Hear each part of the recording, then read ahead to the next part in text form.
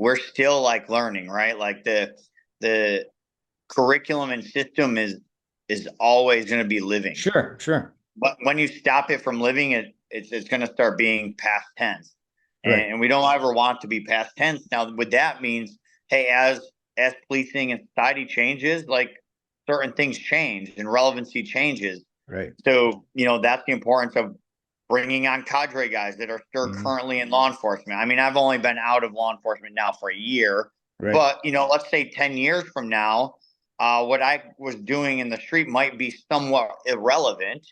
Hmm. So I need to keep bringing in the guys that fit the combatives curriculum, right? Brown and black belts in jiu-jitsu, guys that have law enforcement experience.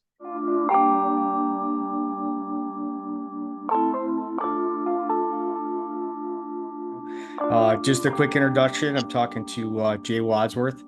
He's a co-founder of EF Combatives. You can find him on Instagram. You can find him on YouTube. EF Combatives. He's also at Wads BJJ. And I could read through your whole list. It's like a two-page resume, but the big things are that you're Brazilian Jiu-Jitsu black belt. You've taught in New York for multiple years, certified SWAT operator for multiple years.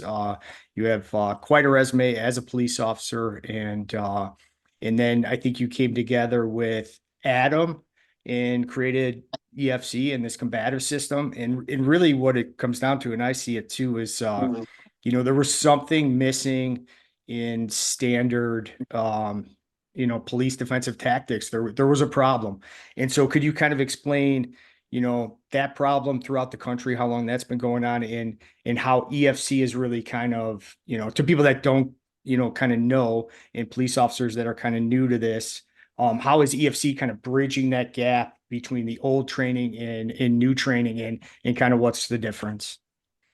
Yeah, so like I was a cop for 22 years, and I started training jujitsu in the early 2000s, right around 2004, 2005. Started fighting in 2006, and really just saw a need for different types of training in law enforcement. And what we did was I had the benefit of a chief who was my former SWAT commander, became the chief. Okay, Mm. and he had a large wrestling background, and a 20-year military guy, and was proactive for training. He got it, right? So we had administration that understood there was a problem. He basically said, like, I don't care what the state's teaching. We only have to teach what the state wants in the academy. I want you to redo our defensive tactics program here at the PD, and then we're going to start implementing consistent training in. And so we did. And when I first started JT, like I made some mistakes, so it wasn't perfect all like right away. I think we started doing our first courses in like our first in services like continuously in like 2011 ish. Hmm. And it was almost too much jujitsu. And Right. I love jujitsu, right? Like we Yeah. train jujitsu on lunch. We don't even leave. I love jujitsu. Right. But we got to understand too, like the environment changes things. Hmm. And so I started building curriculum that had some wrestling and jujitsu in it for police, and rolling it out. And we are getting good feedback, and we were seeing pro- productive steps. Hmm. Uh, but then like it was, hey, incidents we're having on the street. Okay, it worked, but it was like we got to get better in this way, and maybe we got to think about the environment more, and not be so martial art dependent, as far as like the concept.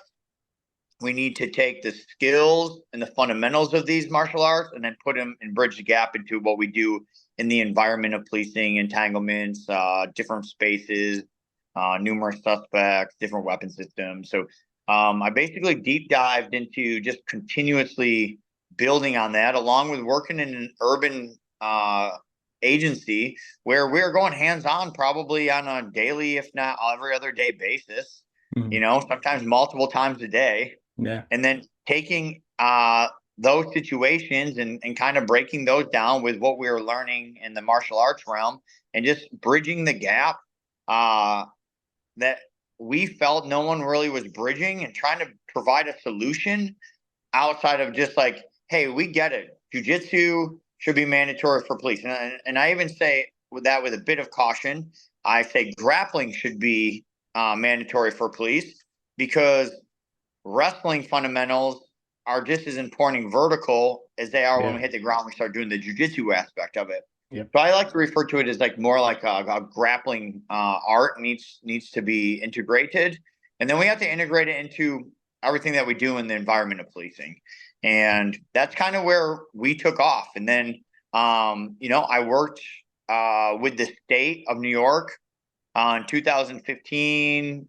We started that, and it full out rolled out in 2018 after a bunch of pilots. I'm actually right now out in New York running a 2-week course for the state as they still had that part of the instruction of the course. Mm-hmm. And then I worked with Chad Lyman for a while, and the company he's associated with, the Progressive Force Concepts guys, they do a lot of military and gun fight training, and I spent a significant amount of time with their instructors as well, and I learned a lot from them too on the range side. They have a lot of special force guys that work for the company, full-time SWAT guy that works for the company that's retired. Mm-hmm. They have a SEAL. Some of those guys are some of my best friends, and I learned a lot from those guys as well. And then taking what I was still doing here in New York and putting myself around the guys that I had here on my team. We built this culture here before I retired, and we had multiple black belts on the team, multiple color belts on the team, Division I wrestlers, all American wrestlers on the team, and everyone just bought into training, and so we really were training to what we saw the shortcoming was from the other companies, and we built it. Then I met Adam because I was going to retire, and I needed to take the next step in doing instruction full time. Mm-hmm. And Adam and I talked probably for like 8 months about, some options and what we were thinking and trying to come up with something. And, he has the marketing background. He has a law enforcement background for like 7 years, but he was running another company like online through an app and had a really good back end. And like, I wasn't really, maybe the best at like the technology part of the back end stuff. So like it just seemed like a really good partnership. And we launched officially in May of 2022. And it's been skyrocketing since then. It's been gangbusters since then. It's been, and it's been fun to watch. And like you talked about like you've done all the kind of sport aspect, and that's where I really was ending up. We had really nothing really here in Chicago other than like you can go train jiu-jitsu and figure it out. So that's what I did. And that was the best thing I knew how to do for the time being. But more And officers, it's an go ahead. amazing start, JT, because it builds skills, right? Like Oh, absolutely. the fastest way to build your skills is you're gonna go find a gym. If Right. you have skills, us integrating tactics is the easy part, Yeah. realistically, because we have the experience of the tactics. It's easy Yes. to teach skilled people tactics, Mm-hmm. right? So we always are huge proponents for jujitsu programs. And then we just bridge the gap between that and law enforcement. Yeah. And I would still recommend like, take fundamental jiu-jitsu if you're a police officer, but also look into EFC courses too and do both. And Yeah. if you can, because you guys really make that connection, but all those fundamental things that are done on the jiu-jitsu mats really helps too. And I was I don't know if I would have been lost taking your 40-hour course if I didn't take jujitsu, but I was able to, integrate a lot quicker and pick it up and be like, oh, okay, I get this right away. And I Right. could see your connections and what you were doing right away, even though that wasn't really my skill set, but I was able to work at that better. And you really did bridge the gap between sport, what works, what doesn't work. And, a perfect example is like your 2-on-1 with, watching the weapon arm. And I've had an incident on the street where I had a Kimura and somebody grabbed my gun. And because that was not the right thing to do at the time. And looking back, I didn't know any better because I was like, this is the best thing I know. I'm just going to hook up a Kimura. But, he was able to break free from the other officers and get his hand on my gun. Thank God nothing happened. It was a level 3. It held. But, incidents like that. So when I took your course and you started explaining why the 2-on-1 was better, you're facing the weapon hand, you can disengage, which is a big thing too. That jiu-jitsu in certain positions doesn't allow you to disengage. You're hooked up tight, you're locked into them, which is fine in sport. It's great. But, like you talk about the mount position, mount, I would love to stay in mount the whole time, all class. But on the street, not great, right? And you Right. explain that in your courses and why that's a problem. So, Yeah, the mount too, like, our big thing with mount is you can't disengage if there's a mhm. second person and they may be coming with a weapon and then you can't get to your weapon because they're just kind of locked into you. But even like, let's just say more on a regular rolling jujitsu basis, if you have a bigger person and a smaller person and they're like the same skill level, the bigger person sometimes just reverses mount Yeah. into guard, right? But Hmm. now we're putting officers that are all shapes and sizes versus suspects all shapes and sizes. And if we put a smaller officer in the mount and then we get reversed, now we're on the street in our gun belt off our backs, not ideal situation. Correct. So we're big fans of staying on top. We're Yep. big fans of utilizing positions that have control, but also allow us to leave the fight if needed, Right. right? Because the environment we work in, we have to be able to stay connected, but we also have to be able to lead the fight if we need to.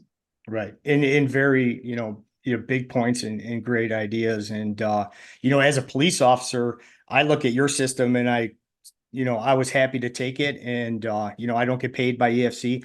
I just took their 40-hour course and, really enjoyed it. And that's why I'm promoting them and, and happy to do so because really you did all that hard work already in figuring out all these scenarios, based on, experience, FBI data, all these other things that you've done. So me as an officer, I think it's great. I'm like, why not just take this and learn what the best practices are because, so I don't have to do all the homework. You kind of made it easy for us. And We're still like learning, right? Like the curriculum and system is always going to be living. sure, sure. But when you stop it from living, it's going to start being past tense, Right. and we don't ever want to be past tense. Now, what that means, hey, as policing and society changes, like certain things change and relevancy changes. Right. So that's the importance of bringing on cadre guys that are still Mhm. currently in law enforcement. I mean, I've only been out of law enforcement now for a year, Right. but let's say 10 years from now, what I was doing in the street might be somewhat irrelevant, Hmm. so I need to keep bringing in the guys that fit the combatives curriculum, right? Brown and black belts in jiu-jitsu, guys that have law enforcement experience, and bringing them in to keep it relevant, right? Like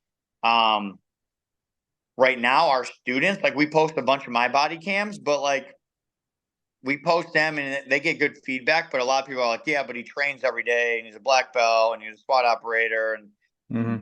most cops aren't both or to that level. So like now we've been teaching them in classes. We're really starting to get like body cam videos from our students, That's awesome. right? Yeah. And now our students are implementing the team tactics and the solo tactics on the street, and it's refreshing to see because it's like not only do we know the curriculum is great, not only do we know it works, but the retainment's working because the students are actually using it on the street. And the street Mhm. is the highest level of pressure testing, right? Yeah, Like we can absolutely. pressure test in the mat room all we want, punching each other, using sims, at a high level of pressure testing, and that stuff's really good. I actually did that a couple of weeks ago out in the side yard with some high level guys, right? Mhm. And constantly doing that to make improvements and see maybe where there could be some struggle or failure.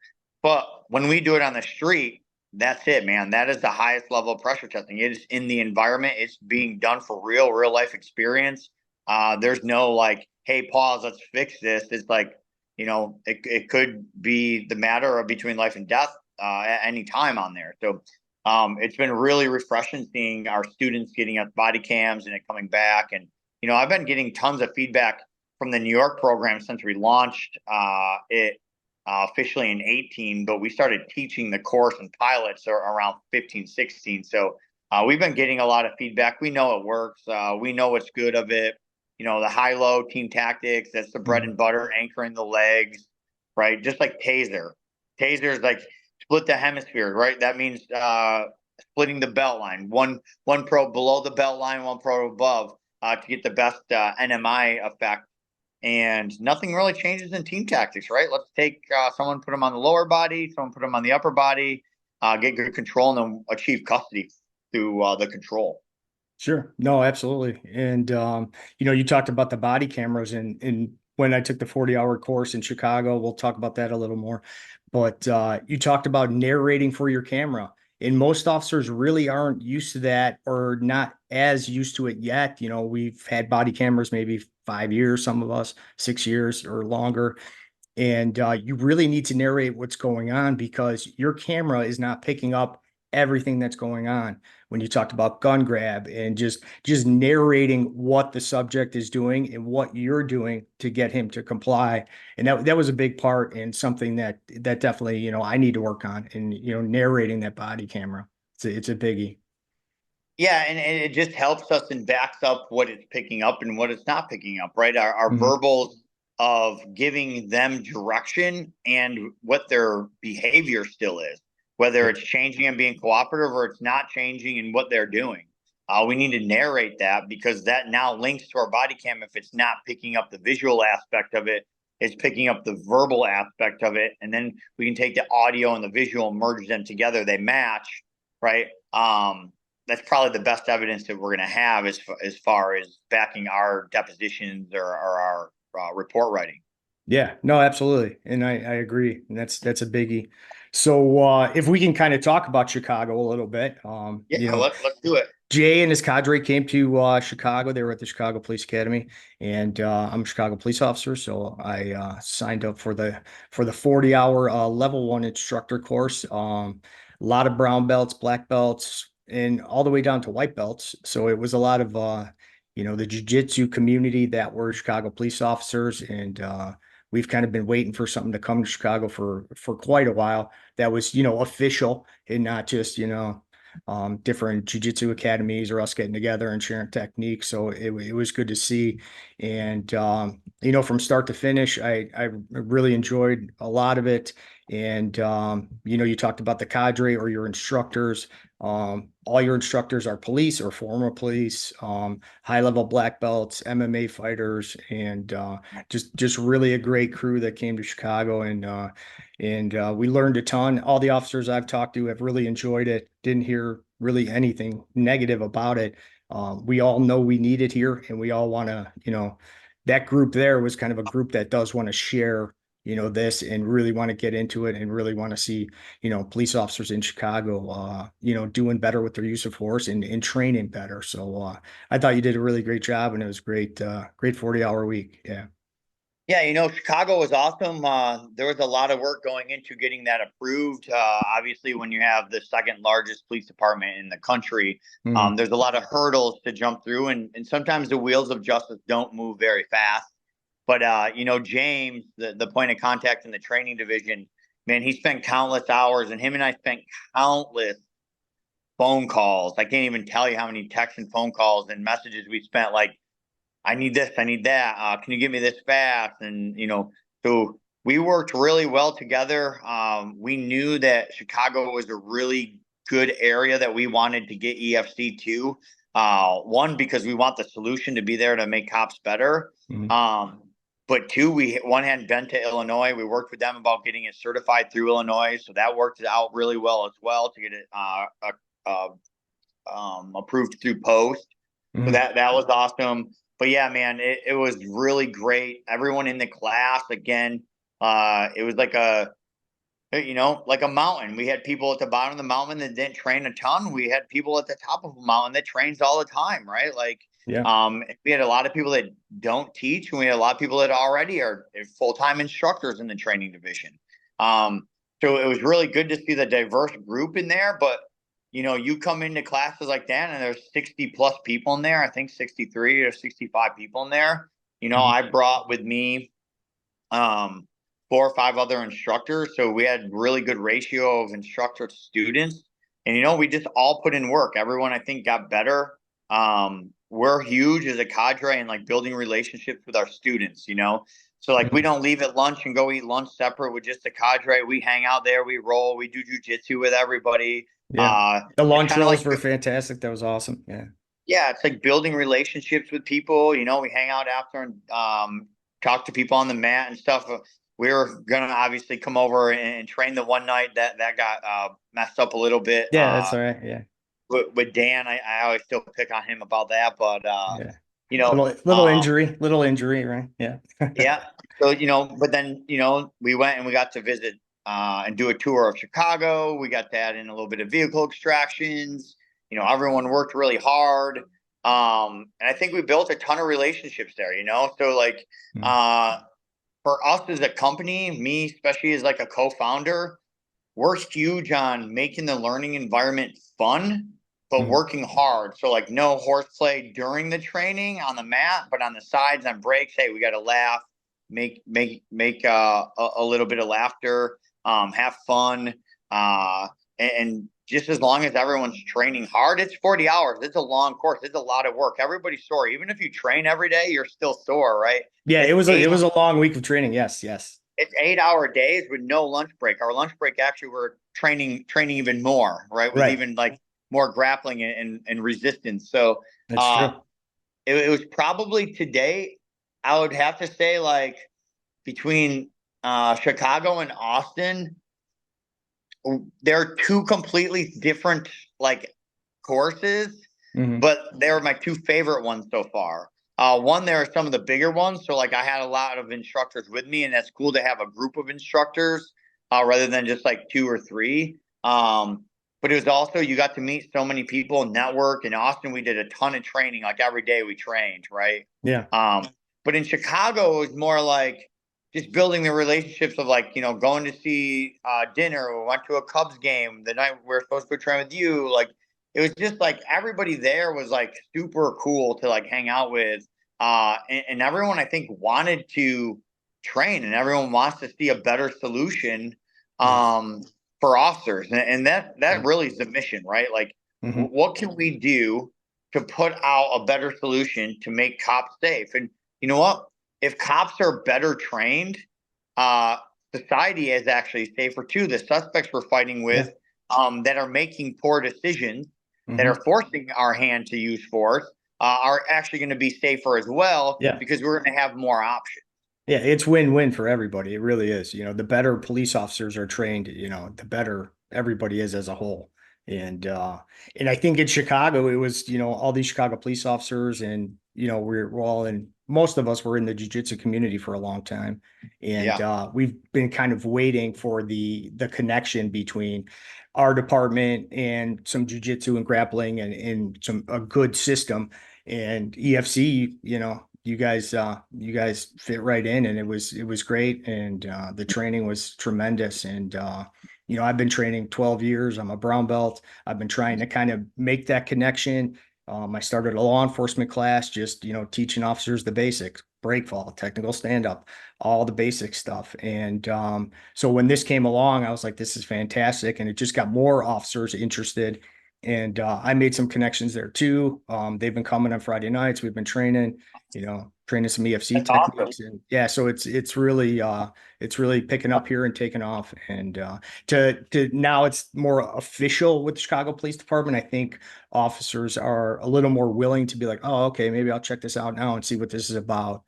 And that's really what it's about. We're trying to get officers better trained for, the street situations. And that's really what it is. And sometimes we too, like, we know that everyone doesn't train jujitsu, and like you and I know that we both been training jujitsu for over a decade, right? So we understand it, but like jujitsu is not just great for police work in your life. Like jujitsu in your life is good for a lot of things. It's a good way to channel energy. It's a good stress reliever. It's physically good for your fitness, mental and physical well-being. It's a good release. It's great for networking. So when we come to these courses, we do lunch rolls too. And that is to try to channel guys to the the gyms also, Yeah. right? Because we know the fastest way to build skill is to get to a jiu-jitsu gym. But we also know the benefits that jiu-jitsu has just on overall life, character, and well-being.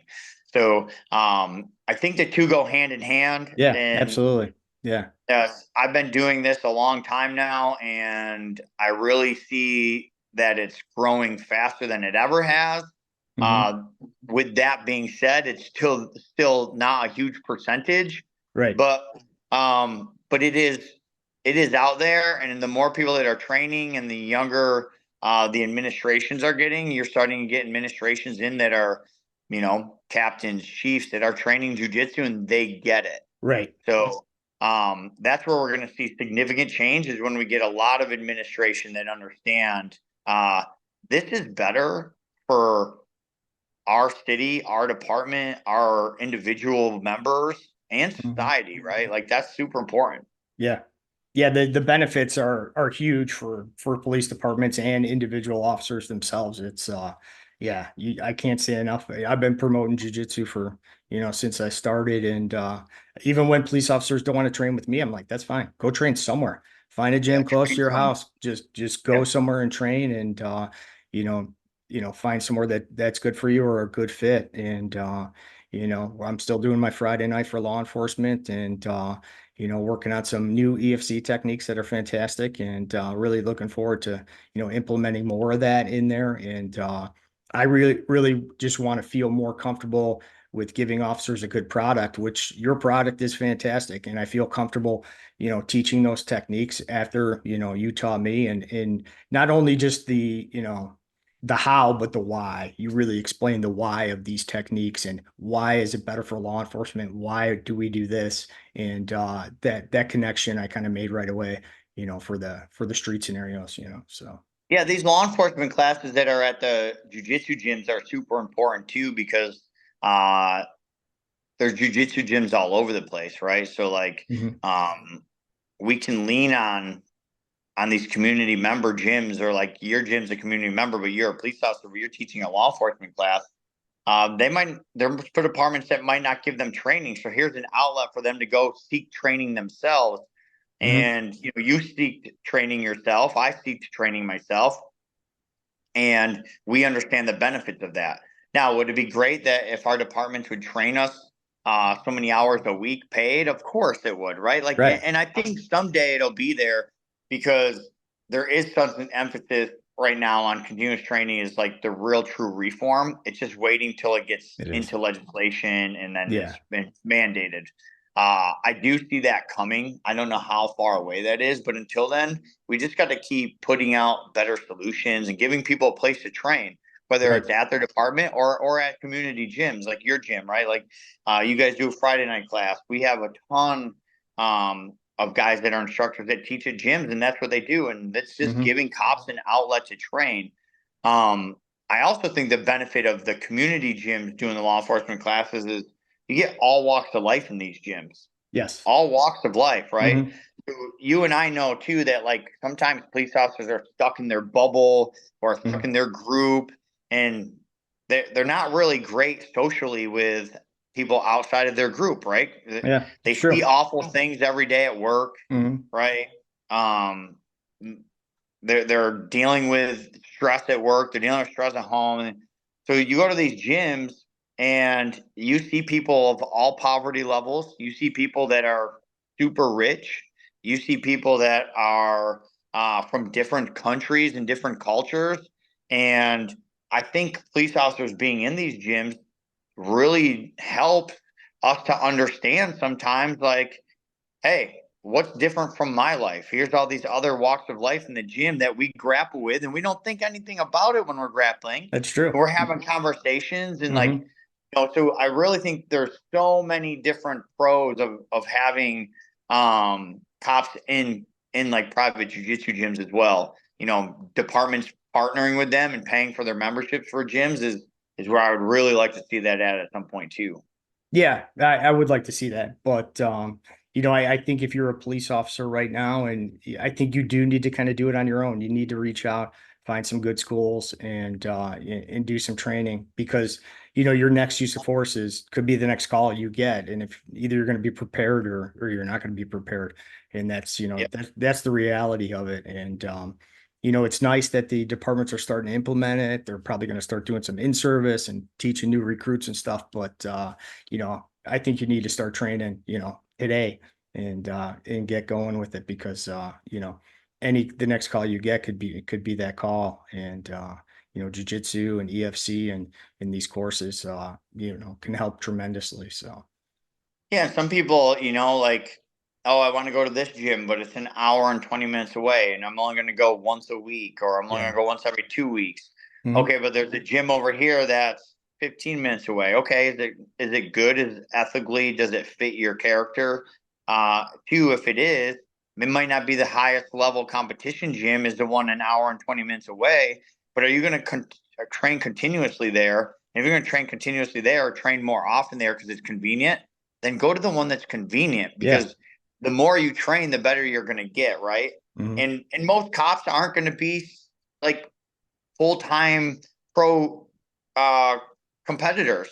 No. So realistically, you don't need to be in the Atos, or the B team, or the New Wave. You just need to be training continuously wherever that's most convenient for you. Yeah. And mainly probably fundamentals would be the best, just continue Yep, to take fundamental courses. And, that'll change you as a police officer dramatically, for but sure. I think part of it too, like you said, police, and we have egos. We don't, like to walk in and kind of get humbled on the mats because we're the police. But, everybody starts there, you know. Ew. We all get Yeah, humbled still to this exactly day, right. sometimes, Right. right? Like, Yeah. it's like, that's never ending, and that's like the Yeah. ego problem, right? Like, Yeah. I There's roll with always people. somebody tougher on the mats. Always. You Yeah. always, there is Hmm. always, but you know what? You're still getting better yourself, right? It's Like, you're true. still getting better yourself. Yep. And I think cops have a hard time with that. They Yeah. have a hard time with the ego thing. Hmm. Uh, we always say, like, wrestling and jujitsu, like that grappling MMA skills is like the closest thing to a superpower you're going to get. Hmm. It truly is. It Yeah. really is. Like, most human beings that you want, if you were needing to, you could put your hands on a human being and choke them unconscious, Right. right? To defend yourself, to defend your family, to do something. So understanding that there are violent people out there, and you never know when that's going to occur.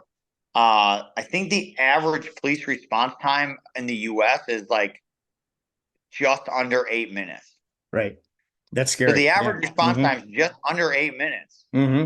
Like, if you ever fought for 8 minutes, most of these people can't even fight for a minute without Right. being exhausted, Yeah. right? So the police are coming, but until the police get there, you're the one that has to cover your own ass. You're the one that has to protect your kids, your family, right? So more so than just doing it for work, do it for your family, do it for your well-being, because you never know when you're going to be in that situation where, hey, these skills might save a life at some point. Yeah, absolutely. I agree. Yeah.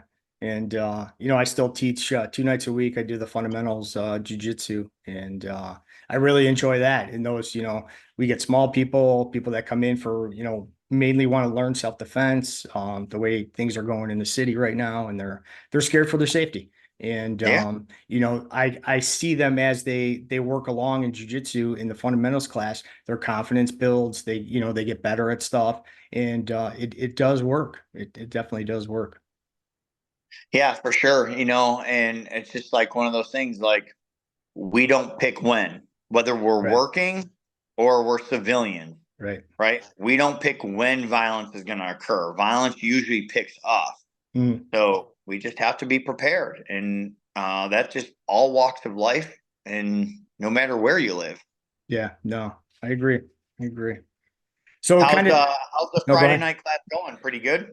Yeah, Friday night's going good. It's slowly growing. And now that we've done the EFC, and now we have, myself and then two other certified EFC instructors, Yeah. and they're really reaching out to some of their community too. And so slowly, we're getting one a week, 2 a week. So people are slowly starting to come in, and I'm fine with that. So, it's Yeah. kind of, it's growing at a good pace. And I think people are really starting to, see like the legitimacy of, fundamental jiu-jitsu. And now that we have 3, certified EFC instructors at the Friday night class, that makes a big difference too. And Yeah, that's awesome, dude. That's awesome.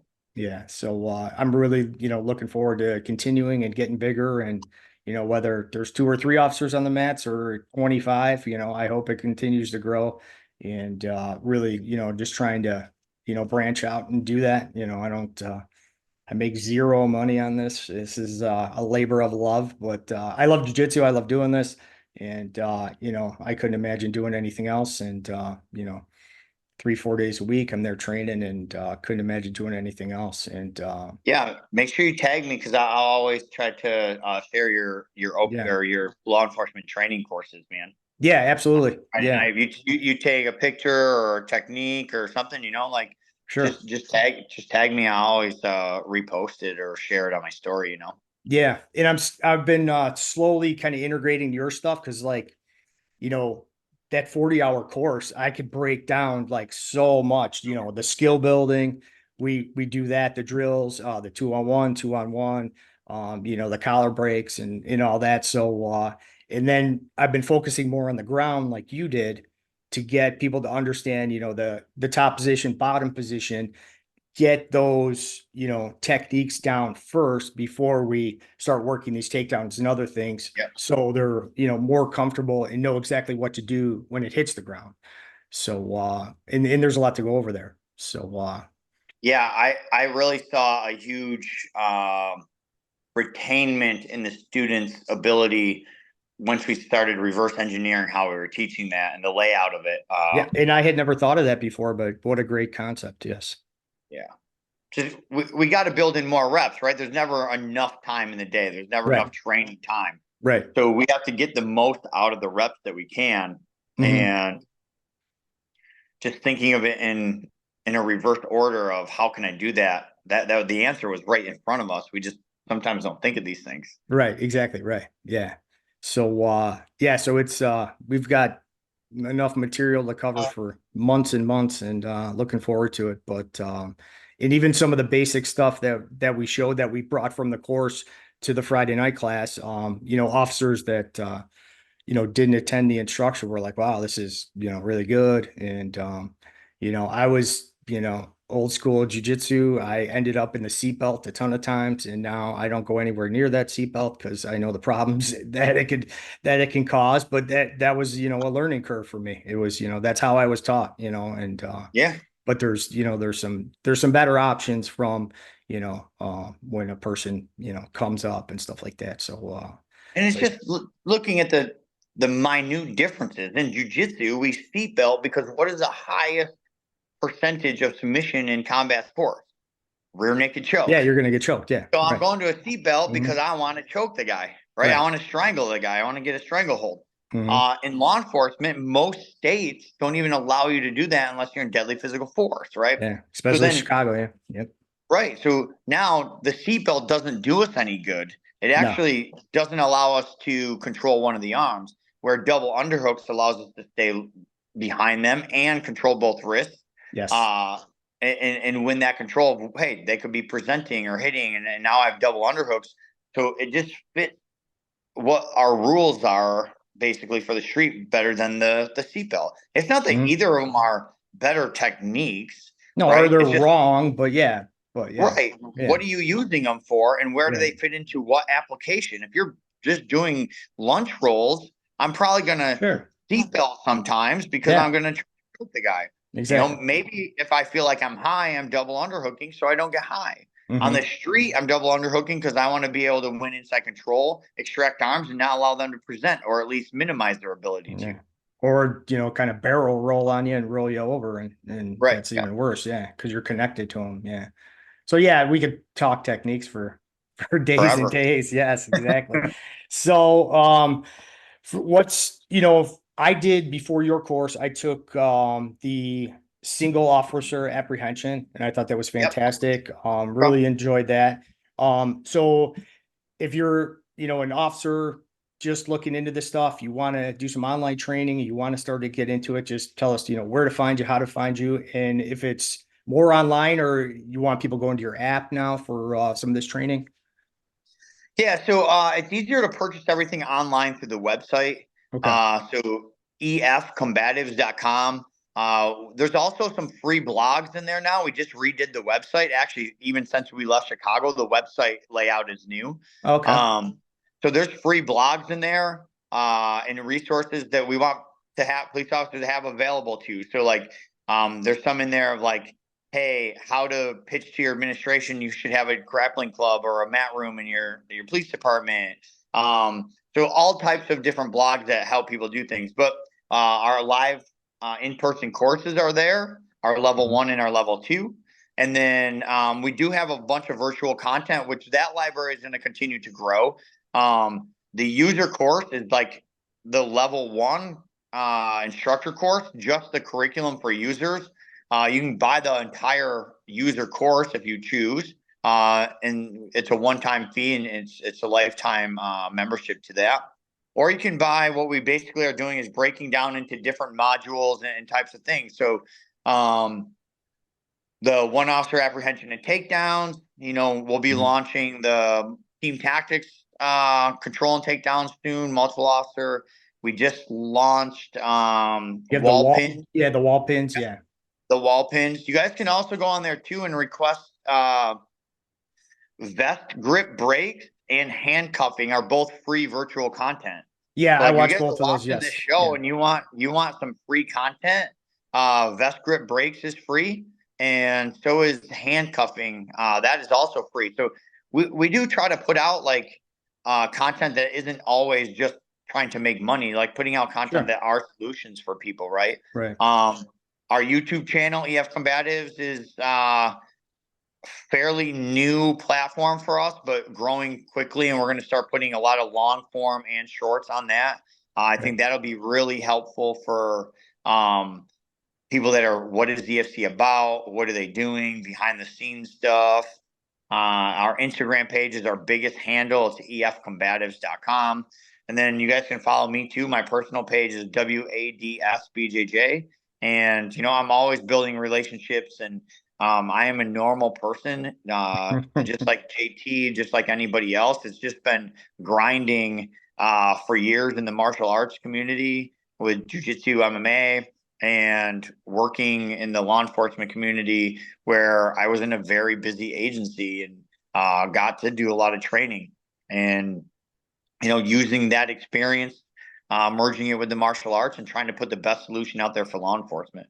Yeah, no, and I agree with that. And Jay's got great stuff. If you don't know who he is, check out EFC Combatives, check out their website. If you're in law enforcement, one, go train jiu-jitsu or wrestling. Yep. And two, check out EFC and their website. Great stuff, great content.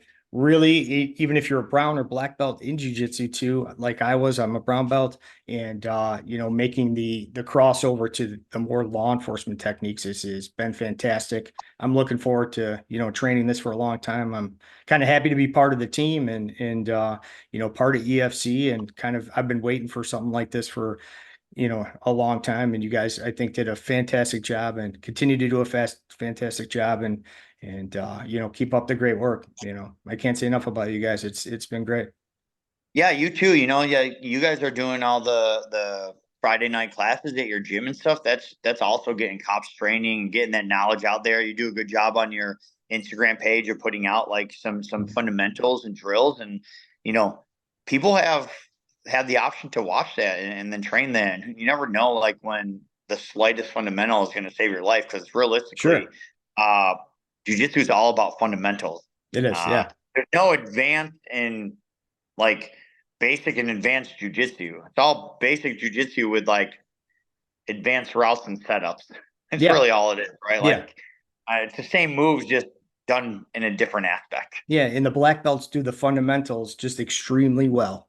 That's the difference. Extremely well and well practiced, and that's so when you see all the crazy highlight videos and all that stuff, it comes from basic fundamental stuff, and that's what it is. And I'm 48 years old and I'm still rolling 4 to 5 nights a week, and it keeps me healthy and in shape, and couldn't imagine doing anything else. And so, yeah, Jay, thank you very much for, joining the Small Man of the Law podcast. Had a great time with yourself and the cadre and Chicago. Great training, and I look forward to future stuff with the EFC and talking to you again. Yeah, it's Yeah, great. man. Thanks for having me come on. Like I always said, like we're about building relationships, and relationships never end here. Yeah. And I think that's important in the mission. No, I Um, agree. Yeah. And, Jay's the type of guy you could message him about something and he would get back to you and say, no, don't do this or do this. This works better. And you're definitely, that type of person. You stand by, what you teach and what you show. And it shows.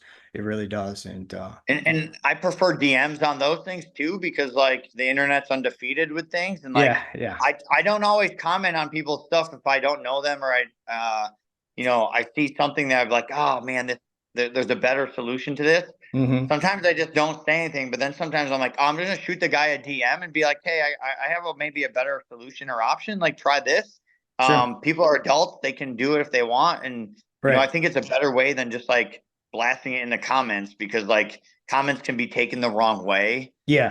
It's Yeah. like text messages, right? Like you never know if a text message is snooty sometimes, and it might not be, but you're like, oh man, Right. that was kind of, and that's not what it's about, right? It's about like, hey, how can we network and provide best solutions, Yeah. or maybe And just a different bird's eye view of something. Yeah, and I don't think we have to fight over the same stuff. There's plenty of training to go around for everyone. And I Yep. think at the end of the day, we're all trying to make police officers better at what they do on the street. And if you can't take a little criticism, well, if you're teaching this stuff, you want to be teaching the best product you can to law enforcement officers. And if you need to change something or look at something, I think you need to at least be humble enough to do that and be like, you know what, I was training this way for a long time and that's not the best. Maybe this is Right. better. And I don't think there's anything wrong with that, so Jiu-jitsu teaches us to be humble a lot. So like yeah, you get used to being humble yeah, when you're doing jiu-jitsu, because there's always someone that's just like, you're like, man, I just got smashed today. right. Right? Man, that was a humbling roll. Like Yeah, that happens. It happens to all of us. Like there's yeah. just always And uh in life, in business, I'm sure in yeah, business, you've made some mistakes along the way and you're like, well, I'm going to correct them and move on. And that's yeah, just the way life is. It's not all perfect. And yeah, you're right. but as long as you're moving forward in that positive direction and your goal is still, positive, I think you guys are going to be great. So Yeah. Well, I appreciate you, JT. Be safe. You're still out on the street doing your thing, man. yes. Putting yourself out in harm's way every day. So Yeah. just make sure you're being safe, getting back to your family. Um, I know us that are no longer current law enforcement. We truly know that you guys are the front line on the state side of our freedom and protecting us. So we appreciate you guys. Yeah, thank you. And we're still out there trying every day. And yeah, still thank you very much for the training and look forward to talking to you, Jay. Thanks again. Okay, awesome. Thanks, dude. All right. Get some rest. Yeah.